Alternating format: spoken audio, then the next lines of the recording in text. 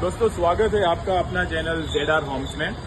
आज के वीडियो में हम बात करेंगे NSA जो टाइल्स बॉन्डिंग के लिए हम यूज करते हैं, NSA केमिकल जो टाइल्स के अंदर यूज करते हैं, उसके लिए आज हम बात करेंगे। अपने घर में एडेसिव यूज करना चाहते हैं टाइल्स का NSA, तो वो अलग अलग टाइल्सों में कहाँ कहाँ कैसे उसका उपयोग कैसा उसका होता है। आज का वीडियो बहुत ही खास होने वाला है उन लोगों के लिए जो लोग अपने घर में टाइल्स लगाना चाहते हैं, किचन में 4x2 लगाना चाहते हैं, केमिकल्स के साथ लगाना चाहते हैं, सीमेंट के साथ लगाना चाहते हैं। जो कंफ्यूजन है वो पूरा कंफ्यूजन अब आज ये वीडियो में हम दूर करेंगे कि तुम्हें कहाँ पैसे खर्च करने हैं, कहाँ नहीं करने हैं।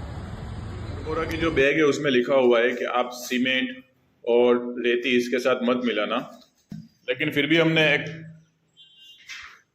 ट्राई किया है, इसको साथ में जॉइंट किया है सीमेंट और दोनों का। अभी तो स्ट्रॉन्ग है, अभी तो पक्का चिपक गया है ऐसा लग रहा है, लेकिन और ये सिर्फ NSA ही है वरमोरा का। देखते हैं कौन सा मजबूत होता है। 19 तारीख, हाँ 20 तारीख थी, 1 महीनो ने 4 દિવસ થયા। એમાં આ પોઝિશન છે। હા, રિઝલ્ટ આપણી સામે જ, આપણે બે ભેગું કર્યું ને એ લોકો એમ કહે છે કે સિમેન્ટ ને કેમિકલ ને બેને અડવાનું નહીં।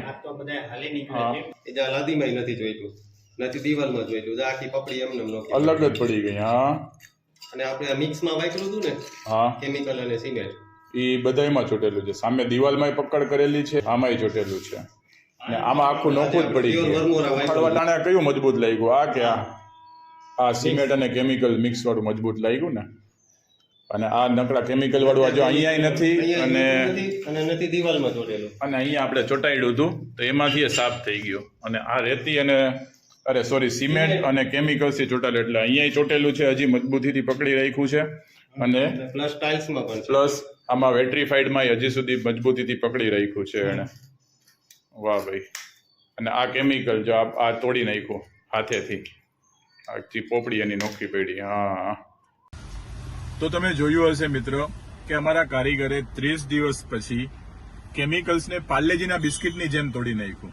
30 દિવસ પછી મિત્રો, કોઈ નાની વાત નથી, બહુ લાંબુ ટેસ્ટ છે। એટલે જ્યારે પણ હવે તમે મકાન બનાવો તો તમે પોતે તમારી જાતે ટેસ્ટ કરશો એટલે તમને આઈડિયા આવશે। આવડો તમે ખર્ચો કરતા હો તો પેલા તમે ટેસ્ટિંગ કરી લેજો। કોઈ પણ કેમિકલ્સ, કોઈ પણ કંપનીનું કેમિકલ્સ હોય તો તમે એને પેલા ટેસ્ટમાં મૂકજો અને પછી જ એનો ઉપયોગ કરજો, તો જ તમને એનું એક સાચું રિઝલ્ટ, પાક્કું રિઝલ્ટ અને મજબૂતી મળશે। સિમેન્ટ અને કેમિકલ્સ બંને સાથે વાપરવું કે નકરું કેમિકલ્સ વાપરવું, કર્યા પછી તમને ખબર પડશે, એના કરતા કર્યા પહેલા તમે એનું ટેસ્ટ જરૂર ને જરૂર કરજો મિત્રો। ઠીક છે, ઇન્ફોર્મેશન સારી લાગી હોય તો પ્લીઝ મને લાઈક આપજો અને મળશું આપણે બીજા નેક્સ્ટ વિડીયોમાં જલ્દી। Good bye.